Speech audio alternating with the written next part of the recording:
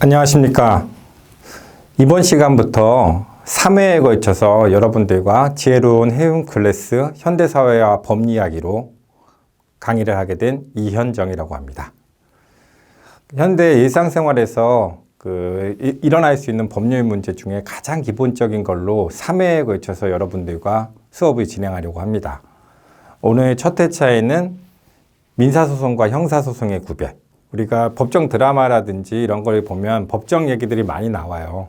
그럴 때 이제 민사소송이 어떻게 구성이 되고 형사소송은 어떻게 구별이 되고 이런 것들에 대해서 오늘 수업을 하고, 그리고 두 번째는 우리 일상에서 많이 발생할 수 있는 교통사고와 관련된 문제들, 그리고 3회차에는 명예훼손죄, 우리가 일상에서 또 흔히 발생하는 범죄 중에 하나거든요. 그래서 이런 것들에 대해서 가장 기본적인 얘기들 여러분들과 해보려고 합니다. 오늘 첫 시간 민사소송과 형사소송에 대한 구별을 진행하도록 하겠습니다. 이 수업을 통해서 형사소송과 민사소송의 차이가 무엇인지를 이해하시면 좋을 것 같고, 그리고 그 형사소송과 민사소송에서 판결을 내리는 원칙에 대해서도 알아보고, 민사소송에 따른 민사책임, 형사소송에 따른 형사책임이 무엇이 있는지를 알아보는 시간을 갖도록 하겠습니다. 이해를 조금 더 쉽게 하기 위해서 두 가지 사건을 알아보려고 합니다. 오제이 심슨 사건과 훈민정음 해례본 상주본 사건입니다. 이 두 사건은 우리가 보시면 알겠지만 하나의 사건인데 형사소송과 민사소송이 전혀 다른 결론이 나온 사건입니다. 그래서 그게 왜 그런지, 이거를 기초로 여러분들이 민사소송과 형사소송을 구별하는 거에 대해서 알아보는 시간이 되겠습니다. 먼저 오제이 심슨 사건입니다. 1994년도 거의 30년이 다 된 사건이긴 한데 미국에서 일어난 사건입니다. 오제이 심슨이라는 그 미국의 유명한 미식축구 선수죠. 이 선수가 어느 날 자신의 전 부인의 애인을 살해한 혐의로 체포가 됩니다. 즉 2명을 죽인 살인죄로 체포가 됐죠. 이때 이루어지는 소송이 무슨 소송이겠어요? 형사소송이겠죠. 살인죄로 잡혀가지고 살인죄로 기소가 돼서 살인죄로 판결을 받을 거예요. 근데 형사소송에서는 결론을 보시면 되겠지만 무죄가 선고됐어요. 무죄가 선고됐다는 건 오제이 심슨이 이 전 부인과 그 남자친구를 죽이지 않았다는 것이죠. 안 죽였다는 결론이 나온 거예요. 그런데 그럼 민사소송은 뭐냐? 예를 들어서 여러분 당연히 그런 일이 없어야 되겠지만 내가 누군가한테 맞았어요. 그래서 전치한 4주의 상해를 입었어요. 그럼 나를 때린 사람은 처벌받겠죠. 여러분 들어보셨겠지만 상해죄라든지 아니면 폭행치상죄, 이런 범죄로 처벌을 받을 거예요. 형사처벌을. 그건 형사소송일 거예요. 그런데 그러면 형사소송으로 그 사람이 징역을 산다든지 벌금을 낸다든지 하면 형사처벌을 받아요. 그러면 여러분은 만족하시겠어요? 뭐가 남아있어요? 우선 기본적으로 뭐가 있을까요? 치료비가 있지 않을까요? 그 치료비 누가 내줘야 돼요? 치료비. 내가 누군가한테 폭행을 당해서 상해를 입고 전치 4주의 상해를 입었을 때 그 치료비 누가 내줘야 된다고 생각하세요?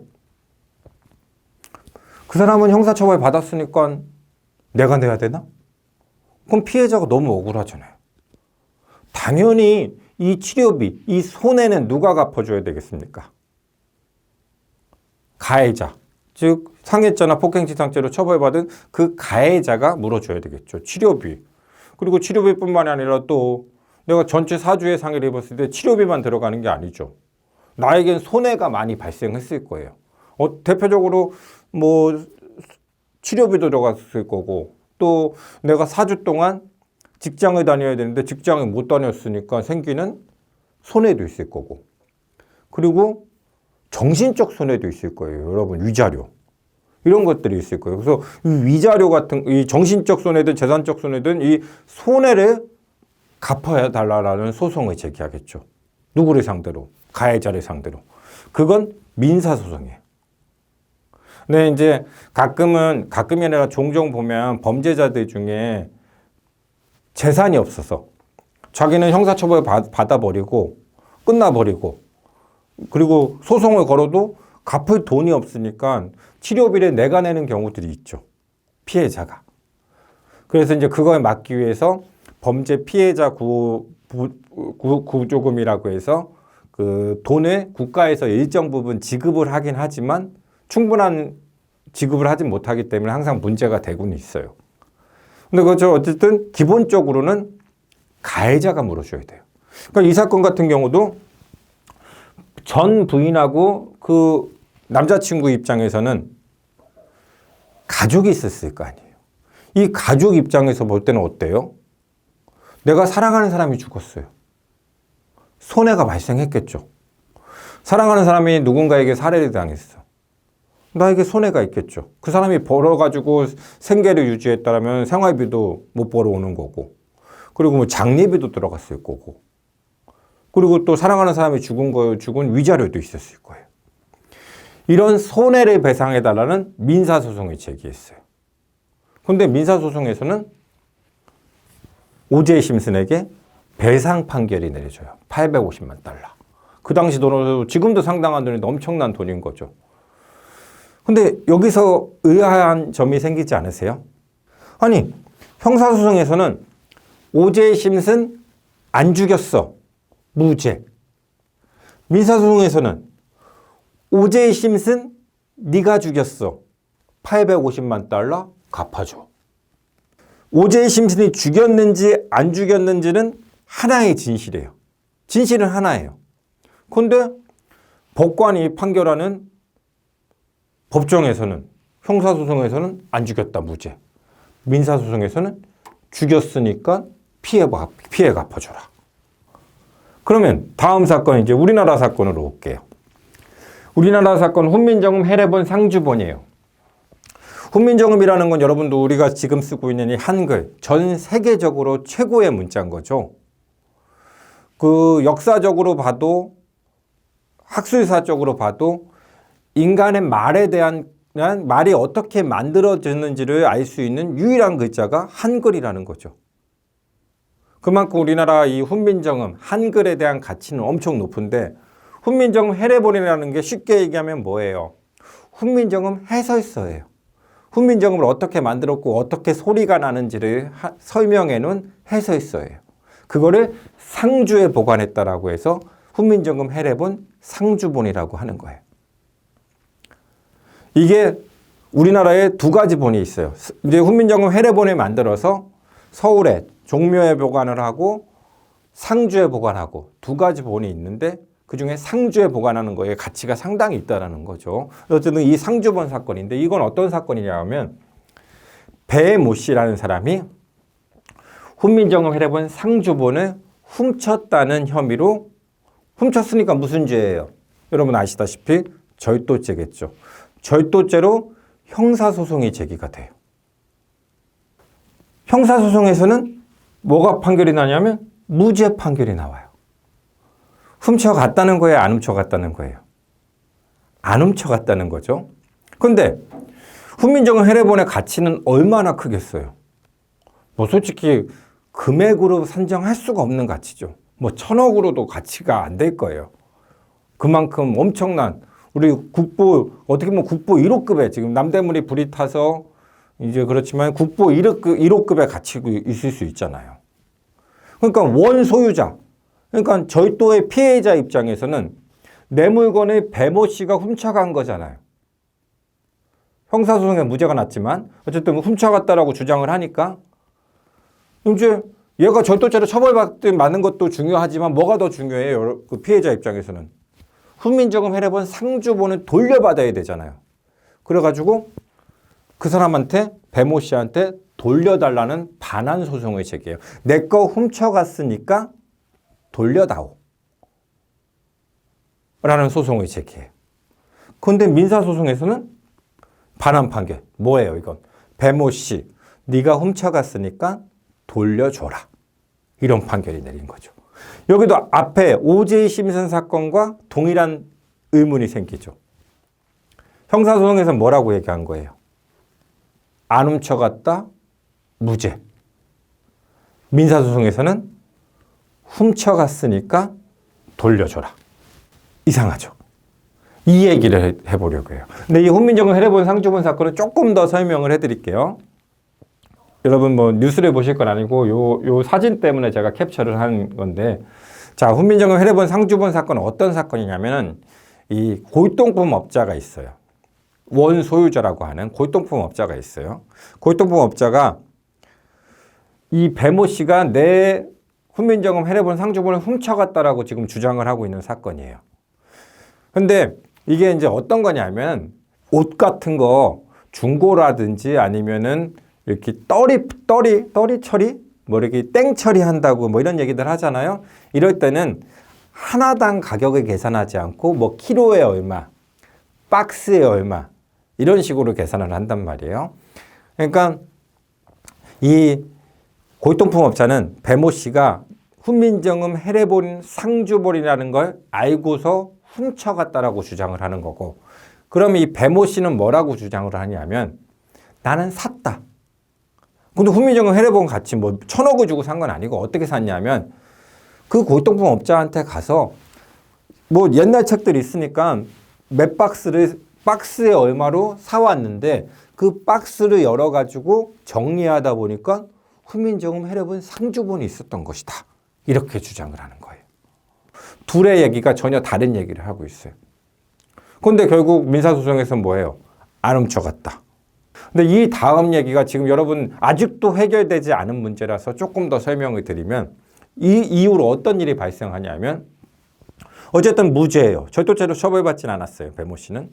그런데 민사소송에서는 훔쳐갔으니까 돌려주라고 했으니까 이 훈민정음 해례본 상주본의 소유권자는 누구로 법적으로는, 실제로는 이 배모 씨가 가지고 있지만 법적으로는 훔쳐간 거니까 돌려줘라 라고 했으니까 골동품 업자가 소유자인 거죠. 그럼 소유자 입장에서 어떻게 해요? 빨리 돌려달라고 얘기를 하겠죠. 근데 배모 씨는 안 주는 거예요. 나는 절도죄 무죄다 이렇게 주장하면서. 그리고 더 큰 문제가 뭐냐면 이 훈민정음 해례본 상주본이 어디 있는지 아무도 몰라요. 배모 씨만 알아요. 어딘가에 있는데. 그런데 어떤 일이 발생하냐면 이 사람 집에서 갑자기 불이 나요. 근데 불이 나면 어때요? 보통 뛰어나오죠. 근데 이 사람은 밖에 있다가 집으로 뛰어 들어간 거예요. 불이 나는데. 그러더니 갑자기 다시 뛰어나와가지고 막 도망가더라는 거예요. 그래서 사람들이 뭐라고 생각했어요? 집안 어느 곳엔가는 훈민정음 해례본 상주본이 있었다는 거죠. 그리고 또 어딘가에 숨겨놔서 아무도 몰라요. 근데 이 상주라는 지역에서 국회의원 보궐선거가 이루어져요. 국회의원이 이제 무슨 사유로 이제 사퇴하거나 하면 보궐선거라고 해서 별도로 선거를 하잖아요.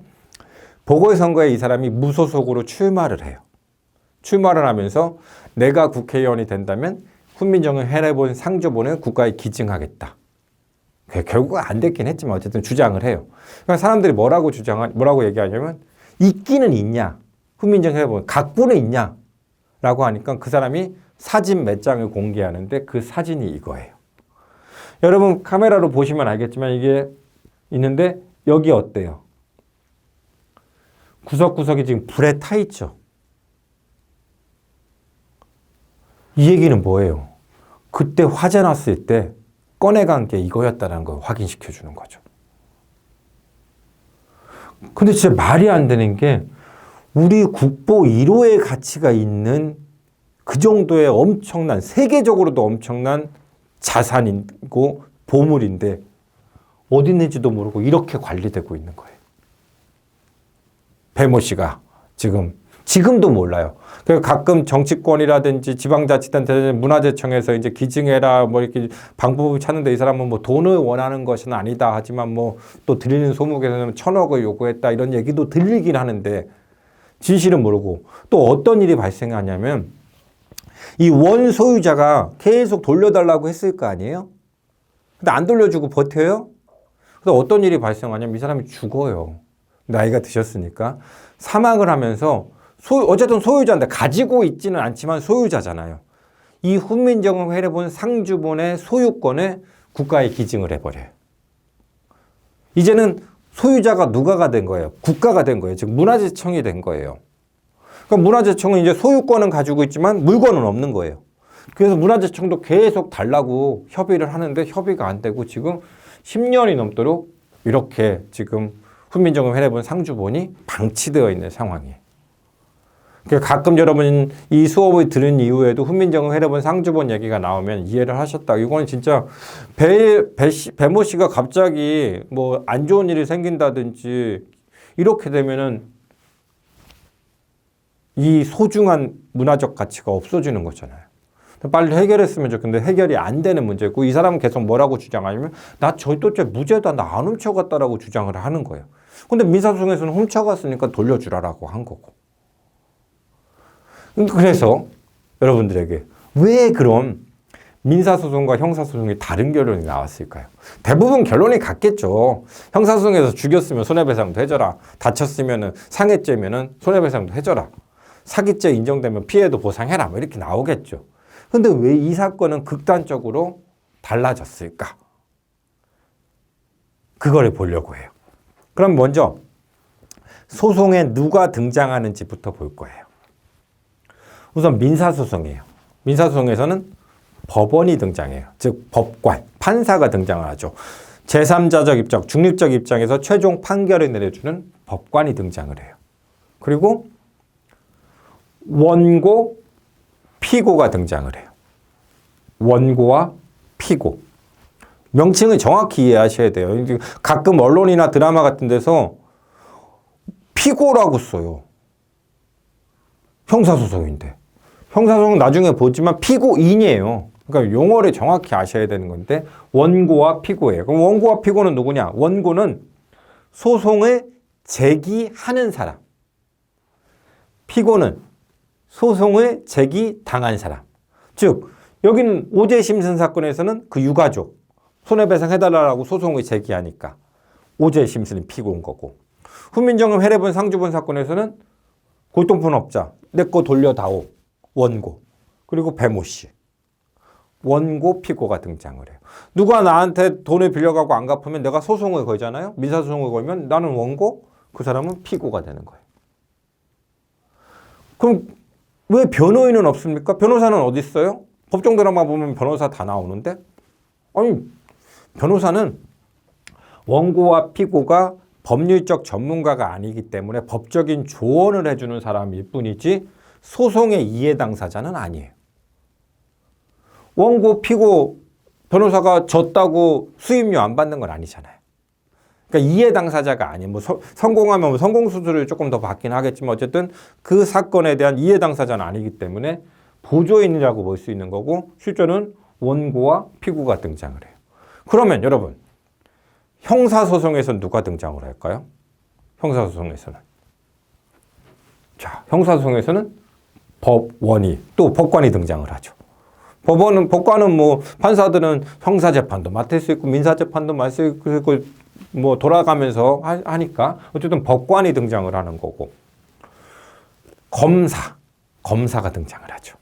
공소를 유지하고 하는 소송을 제기하고 공소를 유지하는 검사 그리고 피고인이 등장을 해요. 피고인. 그러니까 오제이 심슨이나 배모 씨가 피고인이었겠죠. 여기는 원소유자인 골동품업자나 유가족은 등장하지 않아요. 등장하려면 언제 등장하겠어요? 피해자 신문이나 증인 신문을 할 때 별도의 자리에 앉겠지 소송의 당사자는 아니에요. 검사와 피고인이 등장을 해요. 하나 더 이제 여러분 다음 걸 한번 보면 요것도 이제 여러분 기본적으로 다 아시는 내용이겠지만 한번 정확히 정리를 해보려고 해요. 형사소송의 단계에 따라서 같은 사람인데 부르는 이름이 달라요. 같은 사람인데. 이게 무슨 소리냐면, 아니 어떤 사건이 발생해요. 범죄 사건이, 유명한 살인 사건이 발생을 해요. 그러면 경찰들이 와서 조사를 하고 뭐 CCTV라든지 그 신발이라든지 지문 같은 거 채취해서 누구를 찾아요? 유력한 용의자를 찾죠. 아니면 혐의자를 밝혀요. 용의자를 찾아요. 그러니까 용의자, 혐의자. 형사소송은 수사 단계, 그리고 수사를 끝내고 재판하는 단계, 그리고 나중에 유죄가 확정돼서 형을 집행받는 단계로 형사소송이 진행될 거예요. 그 단계에 따라서 부르는 이름이 다 다르다는 거예요. 용의자, 제일 처음에 유력한 용의자, 그 용의자를 쫓고 있습니다. 혐의자를 찾고 있습니다. 이렇게 얘기를 하죠. 이때는 그러니까 용의자, 혐의자는 본격적으로 그 사람에 대한 수사가 들어간 건 아니에요. 근데 어쨌든 용의자를 특정했어요. 그래서 용의자를 잡았어요. 잡으면 어떻게 해요? 본격적인 수사를 진행하겠죠.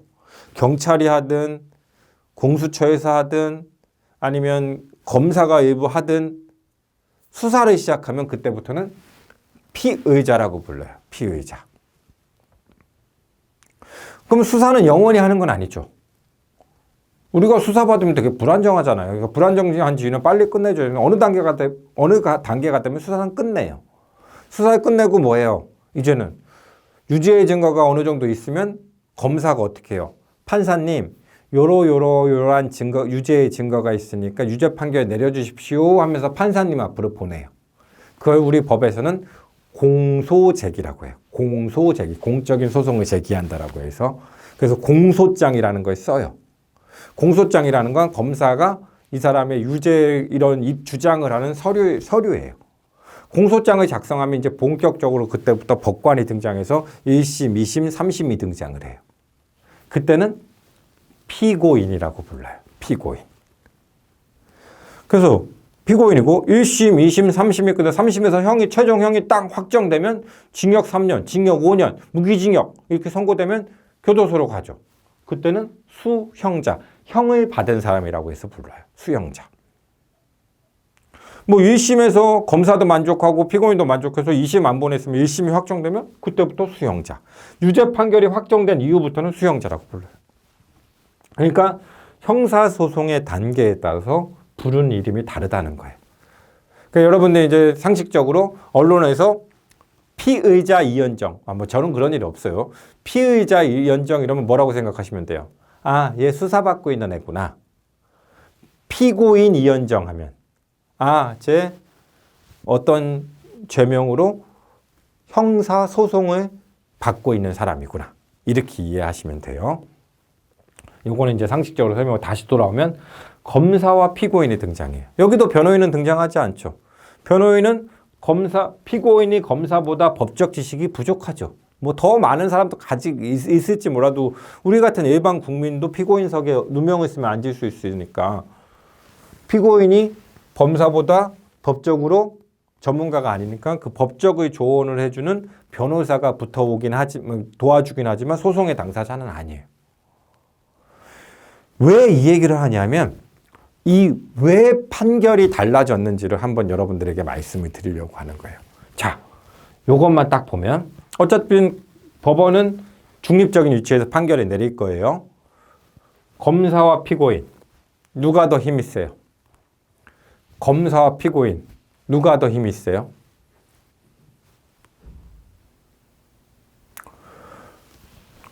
당연히 누가 더 힘이 세요?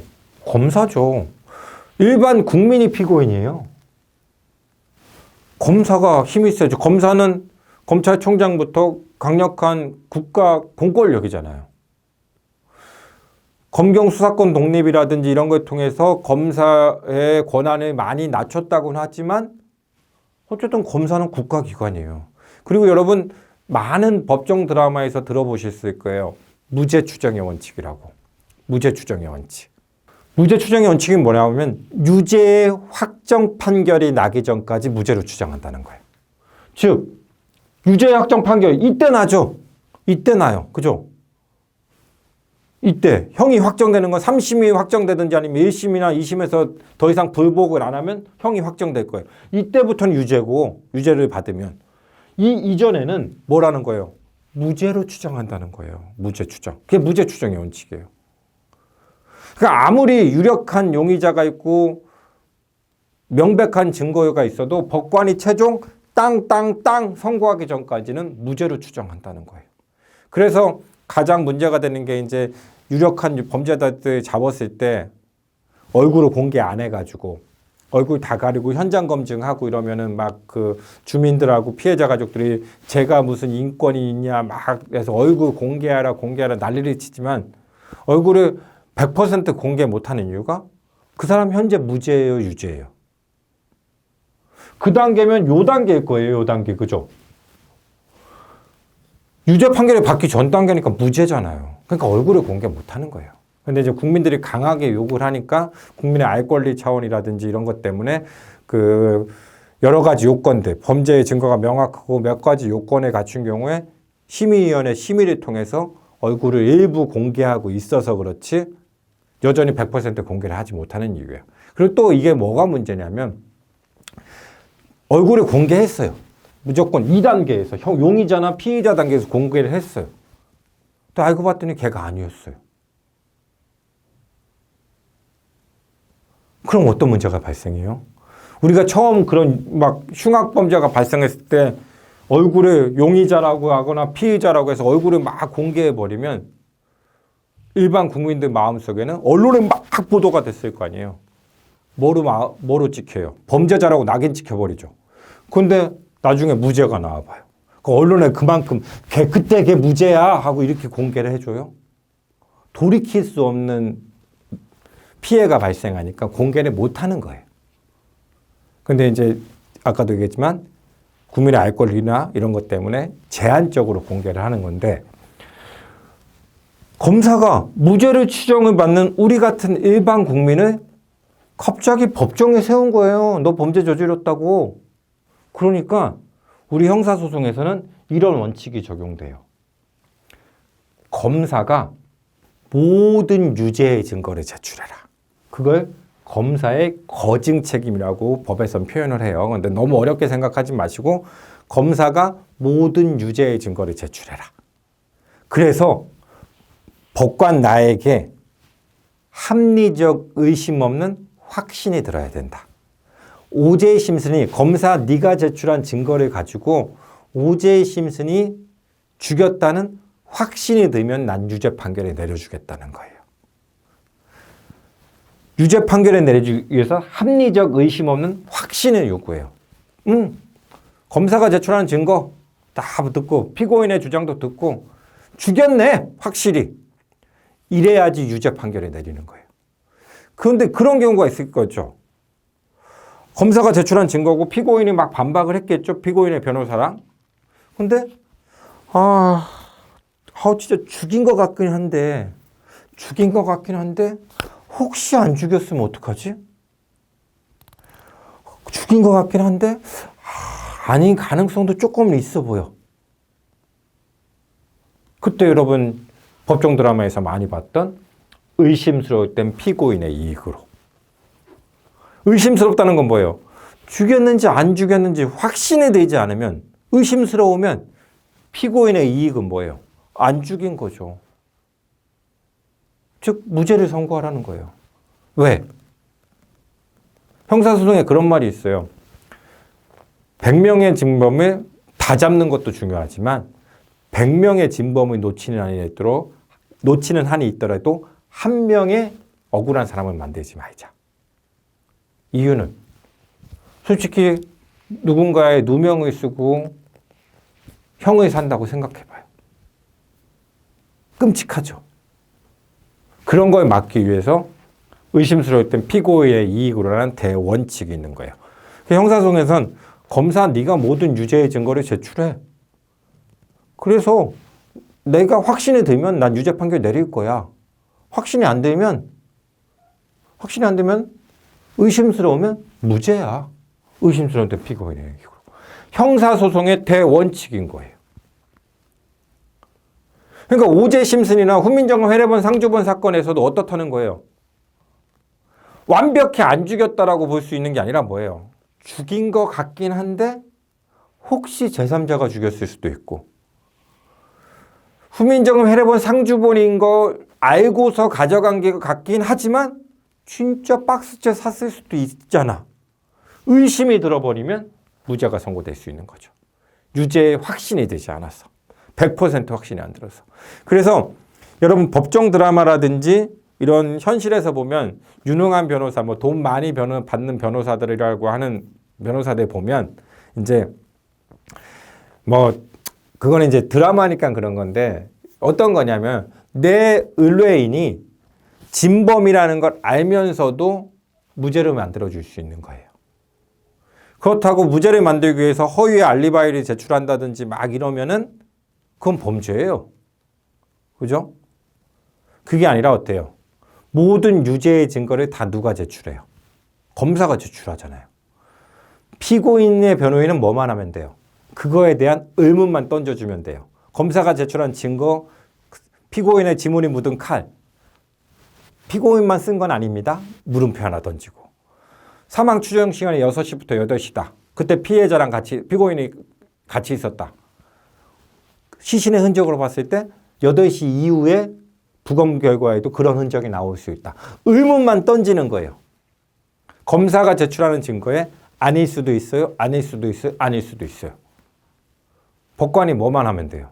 확신만 안 되게 하면 되잖아요. 그게 변호인들의 소송 전략인 거예요. 그래서 진범인지를 알면서도 무죄로 만들어줄 수 있는 거죠. 변호인은 피고인에 의해서 존재하니까, 의뢰인에 의해서 존재하니까. 실제로 영화나 드라마들에서 보면은 변호사들이 그런 활동을 하는 게 나올 거예요. 왜? 무죄 추정을 받는 억울한 국민을 법정에 세웠으니까 검사 네가 모든 걸 입증해. 그 확신을 요구해. 확신 안 들어? 의심스러워? 무죄를 선고할 거야. 이게 형사소송의 대원칙인 거예요. 그러니까 오제 심슨이랑 훈민정음 회례본 상주에서 확실히 안 죽였고 확실히 안 훔쳐갔다는 게 아니라 뭐예요? 안 훔쳐갔을 수도 있네. 안 죽였을 수도 있네. 이렇게 돼버린 거죠. 의문만 던지게 한 거죠. 그런데 민사소송으로 들어가 봐요. 민사소송으로. 민사소송에는 누가 등장해요? 원고, 피고. 원고, 피고. 누가 힘이 세요? 원고, 피고. 명백하지 않죠? 원고가 셀 수도 있어요. 원고가 뭐 대기업이고 우리가 피고면은 그렇고 우리가 반대로 대기업을 상대로 소송을 걸면 원고 우리는 힘이 약하고 대기업은 세고 원고 피고 누가 힘이 센지 명확하게 드러나지 않아요. 형사소송에서는 드러나죠. 검사와 일반 국민, 무죄 추정을 받는 일반 국민. 그러니까 검사 네가 모든 걸 다 입증해. 이렇게 나오는 거고. 원고와 민사소송에서는 개인과 개인 간의 소송이에요. 그게 뭐 기업이든 뭐 대기업이든 그럴 수는 있지만 어쨌든 개인과 개인이에요. 힘의 균형이 보이지 않아요. 그러니까 판사 입장에서는 얘 말도 맞는 것 같고 얘 말도 맞는 것 같아요. 어려워. 어려워. 판결 안 할래. 이럴 수는 없잖아요. 어쨌든 하나의 판결을 내려야 돼요. 그러니까 민사소송에서는 원고 측 주장도 듣고 피고 측 주장도 듣고 더 가슴속에 와닿는 거. 그럴만하네. 그걸 상당 인과관계라고 표현해요. 상당하다. 그럴만하네. 이 정도면 죽였네. 이 정도면 훔쳐갔네. 확신보다는 입증의 정도가 어때요? 100%는 확신은 100%잖아요. 더 낮춘 거죠. 양쪽의 주장 중에 더 와닿는 거. 그럴만하네. 그거 가지고 손을 들어주는 거예요. 그러니까 형사소송과 민사소송에서 전혀 다른 결론이 나올 수 있다는 거죠. 이해하셨어요? 형사소송은 막강한 공권력인 검사와 무죄 추정의 일반 국민이기 때문에 검사가 모든 걸 입증하고 확신을 요구하고 의심스러울 땐 피고인의 이익을 그러고 민사소송은 원고와 피고, 개인과 개인 간의 싸움이야. 힘의 균형이 보이지 않아. 양쪽 주장 다 들어보고 그럴만하네. 확신이 들 수도 있지만 확신보다 더 낮은 정도를 요구하니까 전혀 다른 결론에 나오게 되는 거죠. 이게 법적으로 문제되는 것도 아니에요. 소송의 원칙 때문에 그런 거지. 그러니까 여러분이 이해하셨으면 좋겠습니다. 그리고 간략하게 이제 어쨌든 법적으로 내가 소송에서 지면 책임을 져야 돼요. 그거 이제 법적인 책임인데, 민사 책임은 개인과 개인 간의 법적 분쟁. 대표적인 게 아까 원상회복, 돌려달라. 내 창고에 지저분한 거 갖다 놨으면 원래대로 해놔라. 원상회복을 청구할 수도 있고, 돈 빌려줬는데 안 갚으면 채무를 갚아라. 채무 불이행 소송. 그리고 아까 손해배상. 누군가 나에게 교통사고라든지 사고를 냈을 때 내 손해 갚아라. 그리고 아니면 내가 어떤 물건을 어떤 제품을 썼는데 그로 인해서 피해를 받았어. 그거를 물어달라. 그거는 개인과 개인의 민사 책임의 문제고. 아까 형사소송에서 피고인이 지면, 피고인이 결국 유죄 판결을 받으면 받는 게 형사 책임이고, 한마디로 형벌이라고 해요. 형벌.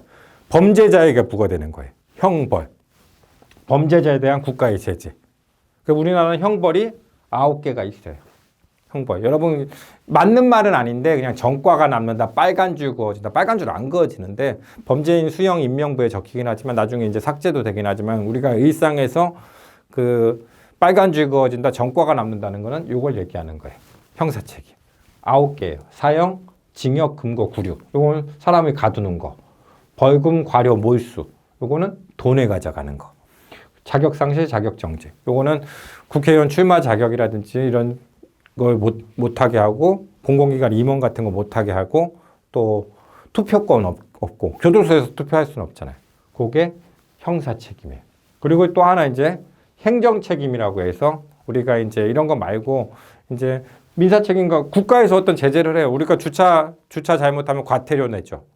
신호 위반하면 범칙금 내고, 그리고 면허 정지되고, 면허 취소되고, 영업 정지되고. 이거는 행정법규 위반에 대한 제재예요. 우리 뭐 환경오염했을 때 범죄로도 처벌받지만 뭐 과태료 처분하거나 원산지 표시했을 때 형사 책임도 받고, 뭐 영업 정지도 받고, 아니면 직장 폐쇄 명령도 내리고. 이런 건 행정 책임이라고 해요. 법적인 책임은 크게 이렇게 세 가지로 분류할 수 있어요. 오늘은 우리는 민사 책임과 형사 책임, 즉 이 민사 책임과 형사 책임을 부과하게 되는 민사소송과 형사소송에 대해서 알아봤어요. 그리고 그 소송의 당사자가 누가 등장하는지. 그래서 이제 여러분들은 정확히 원고 피고하면 민사소송이구나, 피고인 등장하면 형사소송이구나, 그리고 피의자 하면 수사받는구나, 이런 것들은 정확히 아셨으면 좋겠고, 형사소송의 대원칙과 민사소송의 대원칙, 왜 다른 결론이 나왔는지, 이런 거를 이해하셨길 바라고, 혹시 질문이 있으면 이거 제 메일이니까 메일로 질문 주시면 제가 답변을 또 드리도록 하겠습니다. 여기까지 하고, 다음 시간에는 우리가 일상에서 많이 발생하는 범죄인 교통사고와 관련된, 우리가 교통사고로 어떤 것들이 처벌되고 있는지 간략하게 알아보는 시간에 갖도록 하겠습니다. 수고하셨습니다.